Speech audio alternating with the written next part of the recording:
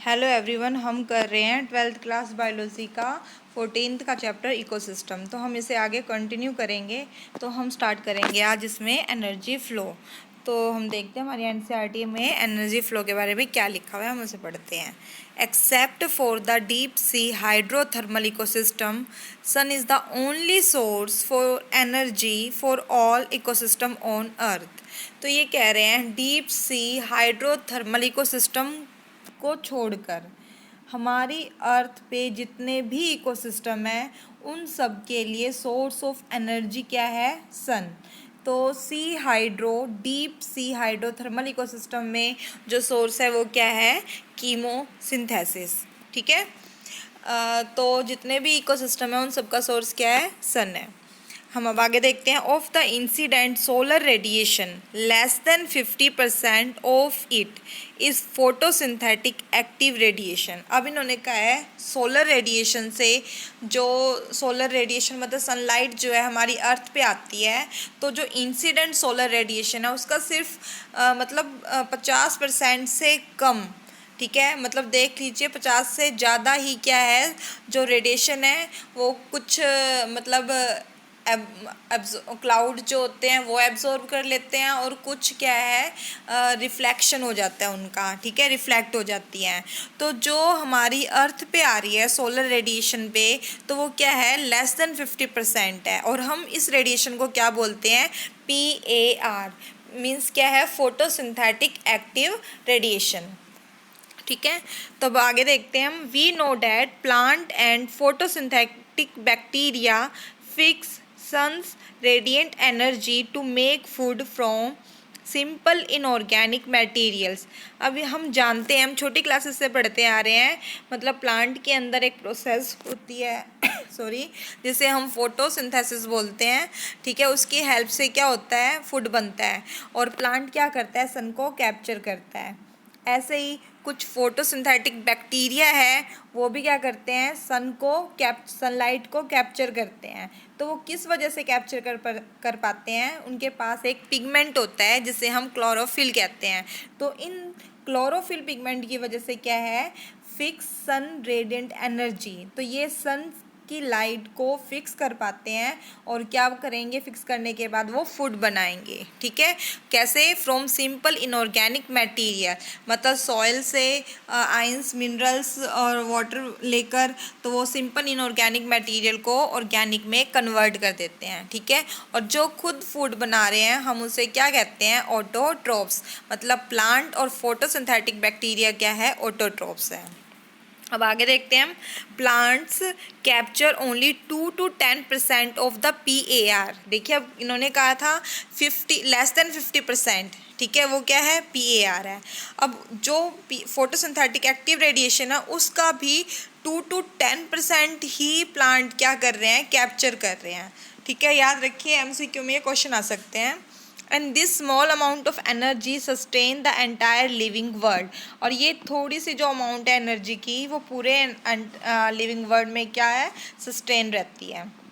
So it is very important to know how the solar energy captured by plant flow through different organism of an ecosystem। तो उन्होंने कहा है, इसलिए क्या है? बहुत ही इम्पोर्टेंट है कि जानना कि कैसे सोलर एनर्जी प्लांट उसे कैप्चर करते हैं। जैसे कि अभी बताया, ग्रीन पिगमेंट होते हैं क्लोरोफिल, जिसकी हेल्प से वो कैप्चर करते हैं। अब इन्होंने कहा है कि how the solar energy capture by plant flow. ठीक है, प्लांट के अंदर जो फ्लो हो रहा है वो कैसे हो रहा है? Through different organism of an ecosystem, मतलब अलग इकोसिस्टम में अलग अलग ऑर्गेनिज्म के अंदर कैसे वो फ्लो कर रही है एनर्जी। ठीक है, नीचे हम इसके बारे में पढ़ेंगे। तो all organism are dependent for their food on producer. जितने भी ऑर्गेनिज्म हैं वो सभी फूड के लिए प्रोड्यूसर पे डिपेंड है, आइदर डायरेक्टली और इनडायरेक्टली, चाहे डायरेक्ट हो चाहे इनडायरेक्ट हो। जैसे कि हम एग्जांपल लेते हैं, प्लांट को कौन खाते हैं? हर्बीवोर्स को कौन खाएंगे? कार्निवोर्स। तो प्लांट की जो एनर्जी है वो हर्बीवोर्स में गई, मतलब वो डायरेक्ट डिपेंड है उन पर। और हर्बीवोर्स को एनर्जी कहाँ से मिली है? प्लांट से मिली है। तो हर्बीवोर्स को कौन खा रहा है? कार्निवोर्स। तो कार्निवोर्स के अंदर जो एनर्जी गई है वो कैसे गई है, हर्बीवोर्स के थ्रू, और हर्बीवोर्स ने क्या खाया था, प्लांट। अगर प्लांट नहीं होते तो हर्बीवोर्स के पास एनर्जी नहीं जाती, ठीक है, और हर्बीवोर्स के थ्रू कार्निवोर्स के पास नहीं जाती, इसलिए इन्होंने कहा है इनडायरेक्टली। आई होप आप ये लाइन समझ गए होंगे। अब हम आगे देखते हैं। So you find unidirectional flow of energy from the sun to producer and them to consumer. तो इन्होंने कहा है कि जो फ्लो ऑफ एनर्जी जो है वो हमेशा क्या रहेगी, याद रखना, यूनिडायरेक्शनल, एक ही डायरेक्शन में क्या है वो फ्लो करेगी, प्रोड्यूसर से कंज्यूमर। मतलब प्रोड्यूसर, हर्बीवोर्स क्या है, एक कंज्यूमर है तो वो प्राइमरी कंज्यूमर है, कार्निवोर्स क्या है, सेकेंडरी कंज्यूमर है। तो एनर्जी कैसे फ्लो कर रही है, प्रोड्यूसर से कंज्यूमर के पास जा रही है, ठीक है। Is this in keeping with the first law of thermodynamics. तो इन्होंने देखिए हमारे इस इकोसिस्टम में एनर्जी फ्लो में क्या है, लॉ ऑफ थर्मोडायनेमिक्स जो है वो भी यूज़ हो रहे हैं, हमारे इकोसिस्टम में भी यूज़ हो रहे हैं। कैसे हो रहे हैं, फर्स्ट लॉ ऑफ थर्मोडायनेमिक्स क्या था कि एनर्जी जो है वो चेंज होती है दूसरे फॉर्म में, ठीक है, neither created not destroyed but change into form, change it's form. तो अपनी फॉर्म को क्या है वो चेंज करती है अदर फॉर्म में। तो जैसे कि अब इनऑर्गेनिक, जैसे सोलर एनर्जी थी, ठीक है, प्लांट ने ली और सोलर एनर्जी को किस में चेंज कर दिया उसने, ऑर्गेनिक एनर्जी, केमिकल एनर्जी में, ठीक है। तो इस प्रकार क्या हुआ, लॉ ऑफ थर्मोडायनेमिक्स फॉलो कर रहा है, तो वो ये बता रहे हैं, ठीक है। अब आगे देखिए, further ecosystem are not exempt from the second law of thermodynamics.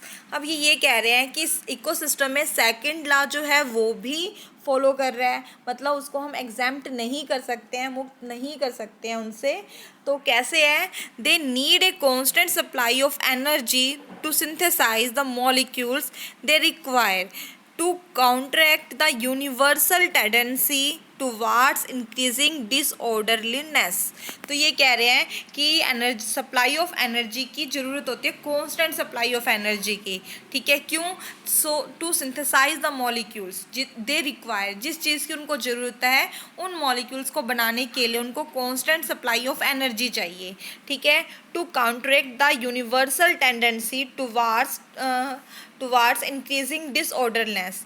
तो इन्होंने ये कहा है कि जैसे यूनिवर्सल टेंडेंसी में, मतलब यूनिवर्स में कोई चीज़ चेंज हो रही है तो उस प्रतिक्रिया को करने के लिए, सिंथेसाइज करने के लिए, मतलब यूनिवर्स की जो प्रतिक्रिया है उसको करने के लिए, सिंथेसाइज करने के लिए हमें क्या चाहिए, सप्लाई ऑफ कांस्टेंट एनर्जी, ठीक है। अब वो एनर्जी तो ले रहे हैं बट क्या है, कुछ फॉर्म में एनर्जी जो है, हीट की फॉर्म में एनर्जी लॉस होती है, ठीक है।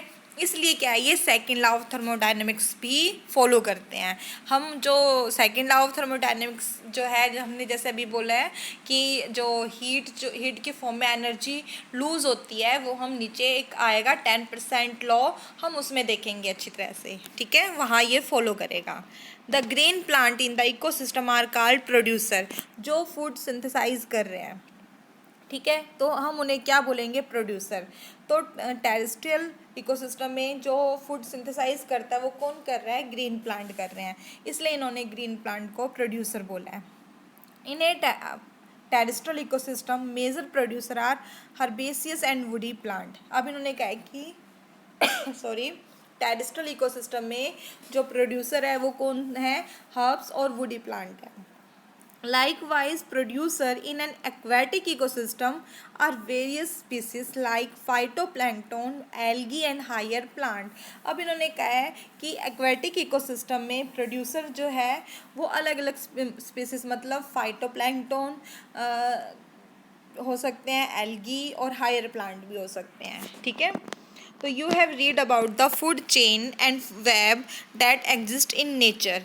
तो क्या है, फूड चेन और वेब जो है हमारे नेचर में, हमारी प्रकृति में एग्जिस्ट करती है, ठीक है। Starting from the plant food chain or rather web are form such that an animal feed on plant or on another animal and in turn is food for another. अब इन्होंने कहा है कि अगर हम फूड चेन और web को अगर हम देखें तो स्टार्टिंग कहाँ से हो रही है, प्लांट से हो रही है। तो क्या है, प्लांट्स को कोई दूसरा एनिमल फीड करेगा और उस दूसरे एनिमल को कोई दूसरा अन्य जीव जो है वो खाएगा, ठीक है। तो द चेन और web is form because of this interdependency. और जो चेन और वेब जो बन रही है वो क्या है, एक दूसरे पे डिपेंड है, अलग अलग स्पीसीज पे डिपेंड है, ठीक है। No energy that is trapped into an organism remain it forever. तो इन्होंने ये कहा है कि no energy that is trapped into an organism, भाई ऑर्गेनिज्म के अंदर कोई एनर्जी ट्रैप नहीं हो रही है, मतलब remains in it for ever, मतलब जो एनर्जी जो है वो उनके अंदर जितनी ट्रांसफ़र हुई है वो उनके अंदर रहेगी, ठीक है।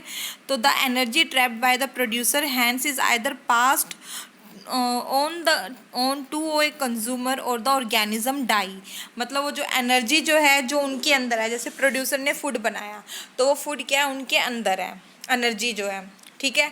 अब उनको जो खाएंगे तो कंज्यूमर के अंदर उनकी एनर्जी चलेगी, ठीक है। और जब उनको कोई खाएगा तब उनके अंदर क्या है, एनर्जी जाएगी। ये नहीं है कि कोई भी उनको ऐसे ट्रैप करे, कैप्चर करे, पकड़े तो उसके अंदर चली जाएगी। जब तक वो उनको फीड नहीं करेंगे जब तक वो एनर्जी जो है पास नहीं होएगी। अगर किसी ने उनको नहीं खाया तो ऑर्गेनिज्म क्या हो जाएगा, डेड हो जाएगा, उसकी एनर्जी उसके पास ही रह जाएगी। इसलिए इन्होंने ये लाइन लिखी है, no energy that is trapped into an organism remain in it forever. I hope आप समझ गए होंगे इस लाइन को, ठीक है। The death of organism is the beginning of the detritus food chain या वेब। जो ऑर्गेनिज्म की डेथ हो जाती है तब कौन सा फूड चेन चलता है, डेट्राइटस फूड चेन, ठीक है। अब हम आगे देखते हैं, all animals depend on plant for their food needs, they are hence called consumer and also heterotrophs. अब इन्होंने कहा है कि जो एनिमल्स, जितने भी एनिमल्स हैं, सभी एनिमल्स प्लांट पे डिपेंड है, चाहे डायरेक्टली चाहे इनडायरेक्टली, ठीक है, अपनी फूड, अपनी ज़रूरत के अकॉर्डिंग, फूड के according, for their food needs. तो हम उसे क्या बोलेंगे, कंज्यूमर्स बोलेंगे या हेट्रोट्रोप्स बोलेंगे।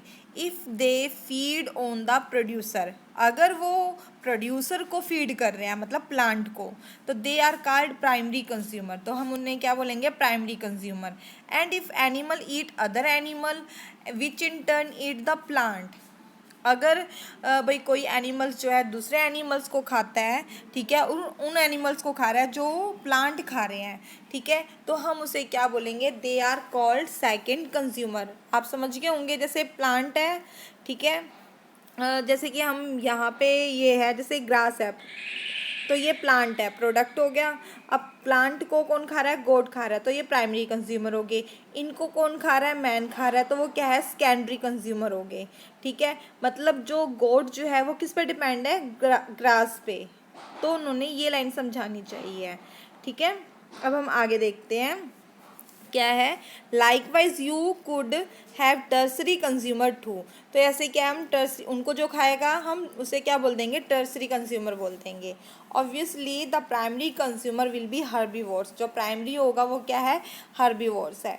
सम common herbivores are insect, birds and mammals in the terrestrial ecosystem and mollusc in an aquatic ecosystem. तो इन्होंने कुछ हर्बीवोर्स के एग्जाम्पल बताए हैं, insect, birds, mammals terrestrial ecosystem में, और मॉलस्का जो है वो एक्वेटिक इकोसिस्टम में है। अब हम आगे देखते हैं, the consumer that feed on these herbivores are carnivores. जो कंज्यूमर हर्बीवोर्स को खाते हैं हम उन्हें क्या बोलेंगे, कार्निवोर्स बोलेंगे, ठीक है। तो वो क्या है, प्राइमरी कार्निवोर्स हैं। तो जब देखो प्राइमरी कार्निवोर्स बोला है पर कंज्यूमर क्या है, सेकेंडरी कंज्यूमर है, ठीक है। आई होप आप समझ रहे हो। जैसे कि गोट जो है वो प्राइमरी कंज्यूमर है और मैन जो है वो सेकेंडरी कंज्यूमर है, ठीक है। तो मैन क्या है, गोट को खा रहा है, तो वो कार्निवोर्स कैसा हो गया, प्राइमरी हो गया। आगे बात समझ में, those animals that depend on the primary carnivores for food are labelled secondary carnivores. अब इन्होंने कहा है कि जो प्राइमरी कार्निवोर्स को खाते हैं हम उसे क्या बोलते हैं, सेकेंडरी कार्निवोर्स बोलते हैं, ठीक है। तो सिंपल ग्रेजिंग फूड चेन है, ग्रास को कौन फीड कर रहा है, गोट को कौन फीड कर रहा है, मैन। तो ये ग्रेजिंग फूड चेन, जैसे कि आप यहाँ पे भी देख सकते हो, प्रोड्यूसर प्राइमरी कंज्यूमर, उसे जो खा रहा है वो सेकेंडरी कंज्यूमर, उन्हें जो खाएगा वो टर्सरी कंज्यूमर है, ठीक है। तो जैसे कि ग्रास प्रोडक्ट वगैरह जो होते हैं, गेहूँ और इन सब दानों को चूहे खा जाते हैं, उन चूहों को सांप खा जाएगा, सांप को कौन खा जाएंगे, जो चील वगैरह जो होती हैं वो खा जाती हैं। और बाकी सारे के सारे जब ये डेड हो जाएंगे तो उनको कौन डिग्रेड करेगा, डिकम्पोजर करेंगे, ठीक है। अब जैसे हमने कहा था जब ये सभी मर जाते हैं तो कौन सी चेन स्टार्ट होती है, डेट्राइटस फूड चेन। तो ये इन्होंने डेट्राइटस फूड चेन बताया। जैसे कि पत्तियां गिर जाती है तो वो क्या होगी, डेड होगी। उन्हें कौन ईट कर रहा है, वुड लाउस, और उन्हें कौन ईट करेगा, ब्लैक बर्ड। ठीक है, अभी हमने फूड चेन और फूड वेब के बारे में किया था। जैसे कि यहाँ पे जो दिखा रहे हैं, ग्रेजिंग फूड चेन है ऊपर की साइड, लीफ है, लीफ को कैटरपिलर फीड कर रहे हैं, कैटरपिलर को इंसेक्टिवोरस बर्ड कर रहा है फीड, और उसे कौन खाएगा, ये हॉक जो है वो खा रही है। ठीक है, और डेट्राइटस जो है डेड, उसे कौन फीड भाई उस कौन डिग्रेड कर रहा है, अर्थवॉर्म कर रही है। तो अर्थवॉर्म को कौन खा रहा है, बर्ड खा रहा है, और अर्थवॉर्म को दूसरा श्रियू, और श्रियू को हॉक। तो क्या है, ये डेट्राइटस से ये चीज़ खा रहे हैं तो ये क्या होगी, एक पहले सिंपल फूड चेन थी, पर डेट्राइटस फूड चेन जो है उसे इंसेक्टिवोरस बर्ड भी अर्थवॉर्म को इंसेक्टिवोरस बर्ड खा रहा है, और अर्थवॉर्म को श्रियू भी खा रहा है। तो एक प्रोडक्ट को दो दो जने खा रहे हैं और उनको तीसरा खा रहा है दोनों को। तो ये क्या हो गया, एक वेब बन गया, जाल बन गया। ठीक है, तो इन्होंने आप समझ गए होंगे आई होप फूड चेन क्या है और फूड वेब क्या है। फूड वेब क्या है, एक लिंक्ड है, दो फूड चेन जब लिंक हो जाएंगे एक दूसरे से तब हम उसे फूड वेब बोल देंगे, और सिंपल सिंगल चल रही है तो हम उसे फूड चेन कहेंगे। ठीक है, अब हम आगे देखते हैं। Detritus food chain begin with dead organic matter. It is made up of decomposers which are heterotrophic organism, mainly fungi and bacteria. तो इन्होंने ये कहा है कि जो डेट्राइटस फूड चेन जो है वो डेड ऑर्गेनिक मैटर से स्टार्ट होती है। ठीक है, it is made up of, ये किन से मिलके बनी हुई है, डिकम्पोजर से। और डिकम्पोजर क्या है, हेट्रोट्रोफिक है, मतलब खुद फूड सिंथेसाइज नहीं कर रहे हैं, वो दूसरे ऑर्गेनिज्म को फीड कर रहे हैं। ठीक है, मेनली, और कौन कौन से हैं वो डिकम्पोजर्स, फंगाई और बैक्टीरिया है। They meet their energy and nutrient requirement by degrading dead organic matter और डेट्राइटस।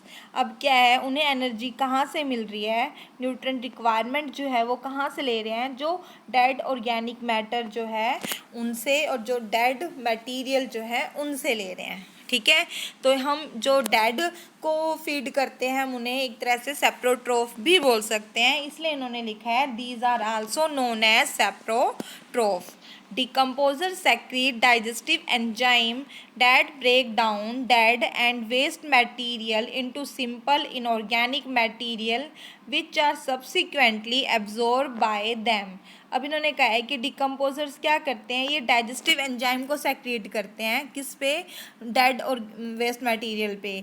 फिर वो एंजाइम उनको डिग्रेड कर देते हैं और इनऑर्गेनिक मटेरियल में चेंज कर देंगे, तब जाके क्या है वो डिकम्पोजर उसको एब्जॉर्ब कर लेते हैं, मतलब एब्जॉर्ब करके ये उनसे न्यूट्रिशन लेते हैं। ठीक है, तो ये बताया इन्होंने। अब हम आगे देखते हैं। आई होप आप इतना समझ गए होंगे। जैसे आपने डाइजेशन में 11th क्लास में किया था एक्स्ट्रा सेल्यूलर और इंट्रा सेल्यूलर, जैसा अभी ये क्या हो रहा है, ये बाहर सेक्रेट कर रहे हैं एंजाइम को, डाइजेशन बाहर हो रहा है।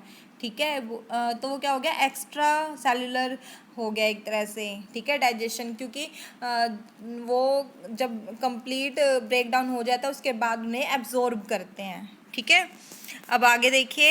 इन एन एक्वेटिक इकोसिस्टम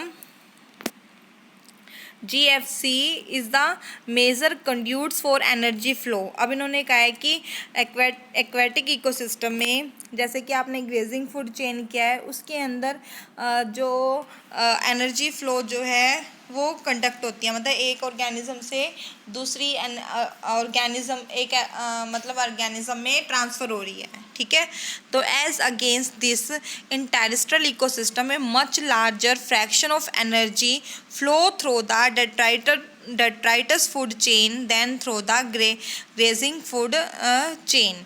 तो इन्होंने कहा है कि हम अगर टेरेस्ट्रियल इकोसिस्टम देखें तो लार्ज फ्रैक्शन ऑफ एनर्जी क्या है, फ्लो हो रही है। ठीक है, through detritus food chain then through grazing food chain. Compare किया इन्होंने एक्वेटिक और टेरेस्ट्रियल इकोसिस्टम को। ठीक है, detritus फूड चेन में be connected with the grazing food chain at some level. अब इन्होंने कहा है कि detritus फूड चेन जो है वो ग्रेजिंग फूड चेन से कई जगह कनेक्ट हो सकता है। जैसे कि अभी आपको यहाँ पे जो डायग्राम में हमने दिखाया था कि ग्रेजिंग फूड चेन चल रही थी, फिर वहाँ से कनेक्ट होगी डेट्राइटस फूड चेन जो है वो कनेक्ट हो रहा है ग्रेजिंग फूड चेन से, ठीक है। तो यही लाइन वो यहाँ पे बता रहे हैं। अब हम आगे देखते हैं इसमें क्या लिखा है। Some of the organism of detritus food chain are prey. तो उन्होंने कहा है कि कुछ डेट्राइटस फूड चेन जो है वो प्रे हो सकता है to the grazing food chain. जैसे कि आपने किया था, अर्थवॉर्म को कौन खा रहा था, बर्ड खा रहा था, ठीक है, बर्ड फीड कर रही थी। तो उन्होंने यही कहा है कि वो प्रे हो सकता है to the grazing food chain. तो बर्ड किसका था, ग्रेजिंग फूड चेन में था, पर उसने अपना शिकार किसे बना लिया, अर्थवॉर्म जो कि डेट्राइटस में था, इसलिए इन्होंने लिखा वो क्या हो गया, बर्ड का प्रे हो गया। तो इन्होंने ये लिखा है are prey to the grazing food chain. And in natural ecosystem some animals like cockroach, crow etcetera are omnivores. अब इन्होंने कहा है कि कॉकरोच, क्रो जो है वो ओमनिवोर्स है, मतलब वो हर्बीवोर्स भी है और एक तरह से कार्निवोर्स की तरह, मतलब दोनों प्रोडक्ट खाते हैं, एनिमल प्रोडक्ट भी और प्लांट प्रोडक्ट भी, इसलिए इन्होंने ओमनिवोर्स बोला है। These natural interconnection of food chain make it A food web. तो उन्होंने कहा है कि यही नेचुरल इंटरेक्शन जो है फूड चेन का वो क्या बनाते हैं, फूड वेब बनाते हैं। जैसे कि अभी आपको हमने बताया था, तो चार्ल्स एल्टन जो है उसने फूड वेब के बारे में बताया था, ठीक है, और ओडम ने फूड चेन के बारे में बताया है। अब इन्होंने कहा है कि how would you classify human being. अब ह्यूमन बीइंग जो है वो एक तरह से टॉप कार्निवोर्स में भी आ सकता है, क्योंकि वो दोनों प्रोडक्ट खाते हैं, ठीक है। तो वैसे तो हमने जो ट्रॉफिक लेवल जो बनाया है वो उनके फीडिंग रिलेशनशिप को देखते हुए बनाया है, ठीक है। तो क्लासीफाई कैसे करेंगे हम ह्यूमन बीइंग को, उनकी फीडिंग रिलेशनशिप देख के आगे देखते हैं। Organism occupy a place in the natural surrounding or in a community according to their feeding relationship. तो उन्होंने कहा है कि ऑर्गेनिज्म जो है उसके नेचुरल सराउंडिंग को हम देखेंगे और उनकी फीडिंग रिलेशनशिप को देखेंगे, और फिर जाके हम क्या उन्हें किसी ट्रॉफिक लेवल में रखेंगे, ठीक है, based on the source of their nutrition और फूड। अब फूड के सोर्स पे बेस्ड है, organism occupy specific place in A food chain. तो उस सोर्स पे की वजह से क्या है, हम फूड चेन में उसका एक स्पेस, वो अपना एक स्पेस जो है ऑक्यूपाई करता है, ठीक है। तो हम उसे जो सा स्पेस उन्होंने ऑक्यूपाई किया है उस स्पेस को हम क्या बोलेंगे, trophic level. Producer belong to the first trophic level. तो प्रोड्यूसर क्या है, सबसे पहले आता है, इसलिए वो क्या है, फर्स्ट ट्रॉफिक लेवल है। और हार्बीवोर्स उसके बाद आता है, तो वो क्या है, सेकंड ट्रॉफिक लेवल है। पर अगर हम कंज्यूमर के वे में देखें तो वो फर्स्ट प्राइमरी कंज्यूमर है, क्योंकि वो प्लांट को खा रहे हैं, ठीक है। To the second and carnivores second consumer. तो हर्बीवोर्स सेकंड ट्रॉफिक लेवल है, पर कंज्यूमर देखें तो प्राइमरी है।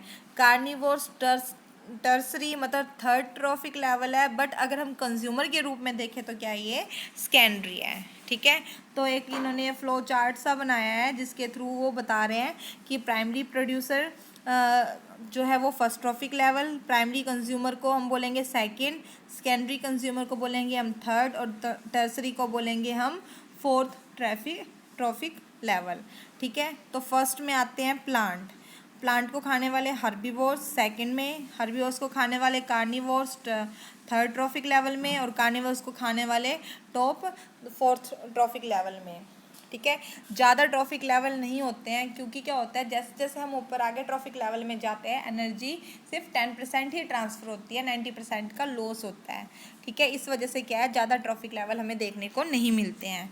तो फर्स्ट ट्रॉफिक लेवल में आते हैं फाइटोप्लैंक्टन, ग्रास, ट्री, और सेकंड ट्रॉफिक लेवल में आ रहे हैं जूप्लैंक्टन, ग्रास होपर, काओ। ये एग्जाम्पल के थ्रू बता रहे हैं, इससे ज़्यादा ऑर्गेनिज्म भी आ सकते हैं, ऐसी कोई बात नहीं है। और थर्ड ट्रॉफिक लेवल में बर्ड, फिश, वॉल्फ, और फोर्थ में मैन और लॉयन, ठीक है। अब हम आगे देखते हैं। The important point two note is that the amount of energy decrease at successive trophic level. तो ये यही बोल रहे हैं, जो अमाउंट ऑफ एनर्जी जो है वो डिक्रीज होती है जैसे जैसे हम ऊपर की तरफ जाएंगे, ठीक है, ट्रॉफिक लेवल में, मतलब फर्स्ट ट्रॉफिक लेवल से जो टॉप ट्रॉफिक लेवल है, जैसे फोर्थ ट्रॉफिक लेवल में जाएंगे तो एनर्जी डिक्रीज होएगी। When any organism die it is converted to detritus or dead biomass that serve as energy source for decomposer. जब इन्होंने ये कहा है कि जब कोई ऑर्गेनिज्म मर जाता है और वो डेट्राइटस में कन्वर्ट हो जाते हैं तो वो क्या है, डिकम्पोजर के लिए एनर्जी सोर्स है। ठीक है, organism at each trophic level depend on those at the lower trophic level for their energy demand. भाई कोई भी ट्रॉफिक लेवल पे जो ऑर्गेनिज्म है वो अपने से नीचे वाले ट्रॉफिक लेवल वाले ऑर्गेनिज्म पे डिपेंड है। ठीक है, एनर्जी मतलब फूड के लिए या एनर्जी के लिए। तब हम आगे देखते हैं, energy trophic level has a certain mass of living material at a particular time. अब इन्होंने कहा है कि किसी भी ट्रॉफिक लेवल पे जो लिविंग मटेरियल जो प्रेजेंट है एक पर्टिकुलर टाइम पे, हम उसे स्टैंडिंग क्रॉप कहते हैं। और standing crop is measured as the mass of living organism, और मास ऑफ लिविंग ऑर्गेनिज्म को हम क्या बोलेंगे, बायो मास। ठीक है, और the number in a unit area, मतलब कि हमें एरिया जो है वो दिया हुआ होगा और उस एरिया में हम लिविंग ऑर्गेनिज्म को भाई काउंट करके भी या उनका ड्राई वेट जो वेट होता है, उनका मास जो होता है, उनको वे करके भी पता लगा सकते हैं। The biomass of a species is expressed in term of fresh और ड्राई वेट। अब इन्होंने कहा है कि बायोमास को हम फ्रेश और ड्राई वेट में एक्सप्रेस कर सकते हैं। Measurement of biomass in term of dry weight is more accurate. अब इन्होंने कहा है कि बायोमास सॉरी जो बायोमास जो है उसका मेजरमेंट जो है ड्राई वेट अगर हम मेज़र करते हैं तो वो एक्यूरेट आएगा एज़ कम्पेयर टू फ्रेश। क्यों ऐसा, क्योंकि फ्रेश के अंदर क्या होता है, मॉइस्चर होता है, तो उसमें जब हम वे करेंगे तो मॉइस्चर का अमाउंट भी काउंट होता है, इसलिए वो ज़्यादा मिलेगा। पर जैसे ही हम ड्राई थोड़ा सा मॉइस्चर उड़ जाता है, जब हम वेट को वे करेंगे तो क्या होगा, वो कम होगा उससे। इसलिए इन्होंने कहा है जो एक्चुअल जो वेट जो होगा बायोमास का जो है, तो हम उसे ड्राई वेट में एक्यूरेट भाई मेज़र कर सकते हैं। ठीक है, the number of trophic level in the grazing food chain is restricted as the transfer of energy follow 10% law। अब इन्होंने कहा है कि जो नंबर ऑफ ट्रॉफिक लेवल है वो रेस्ट्रिक्ट है, मतलब अभी बताया था ना कि 4 से ज़्यादा नहीं हो सकते, तो वो रेस्ट्रिक्ट बताया इन्होंने। ठीक है, क्यों, क्योंकि 10% जो लॉ जो है लिंडमान ने दिया था, तो उसने भाई उसने बताया था कि जैसे हम ऊपर की तरफ जाएंगे सिर्फ 10% ही एनर्जी जाएगी और 90% का लॉस होगा।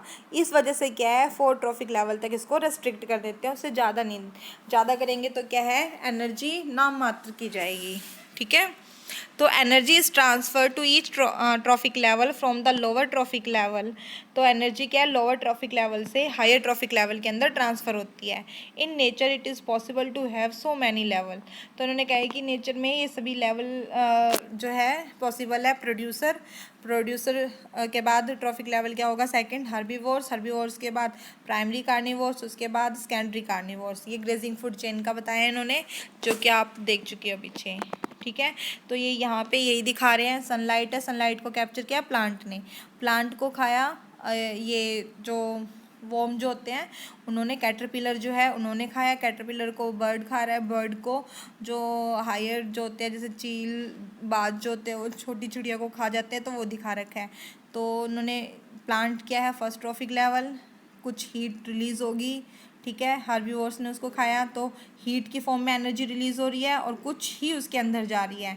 फिर जब थर्ड ट्रॉफिक लेवल वाला सेकंड वाले को खाएगा तो हीट की फॉर्म में एनर्जी लूज़ होएगी और कुछ एनर्जी उसके अंदर चली जाएगी। ऐसे क्या है, हीट की फॉर्म में वो रिलीज़ करते हैं। ठीक है, तो हम एक डायग्राम के थ्रू भी समझ सकते हैं, जैसे कि ये इन्होंने दिखा रखा है। तो प्राइमरी प्रोड्यूसर, जैसे मान लो लेट एग्जाम्पल ले रहे हैं 20,000 किलो कैलोरी पर मीटर स्क्वायर पर ईयर। पीछे हमने प्राइमरी प्रोडक्टिविटी जो थी और कैसे मेज़र करते हैं प्रोडक्टिविटी को वो बताया था कि एक दिए गए समय में दिए गए एरिया में कितनी एनर्जी जो है, मतलब बायोमास जो है वो हम उसे एनर्जी की फॉर्म में या वेट की फॉर्म में उसे मेज़र कर सकते हैं। तो यहाँ पे इन्होंने एनर्जी की फॉर्म में कर रखा है। तो प्राइमरी प्रोड्यूसर में 20,000 किलो कैलोरी है, फिर उनको जो खाएगा सिर्फ 10% आगे गया 2,000, उनको जो खा रहे हैं उनके अंदर क्या आ गई 200 के आगे उनके अंदर क्या आ गई 20 के आगे उनके अंदर क्या जा रही है 2, सिर्फ क्या बची ऊपर तक जाते जाते 2 किलो कैलोरी ही बच एनर्जी। तो इसलिए कह रहे हैं कि ज़्यादा ट्रॉफिक लेवल होगा तो बहुत ही कम एनर्जी क्या है उनके पास तक जाएगी, ठीक है। और ज़्यादा एनर्जी क्या है, 90% एनर्जी हीट की फॉर्म में लूज़ हो जाएगी। आई होप आप इतना एनर्जी फ्लो जो है समझ गए होंगे। नेक्स्ट पीरियड नेक्स्ट वीडियो में हम इकोलॉजिकल पिरामिड करेंगे, ठीक है। Thank you.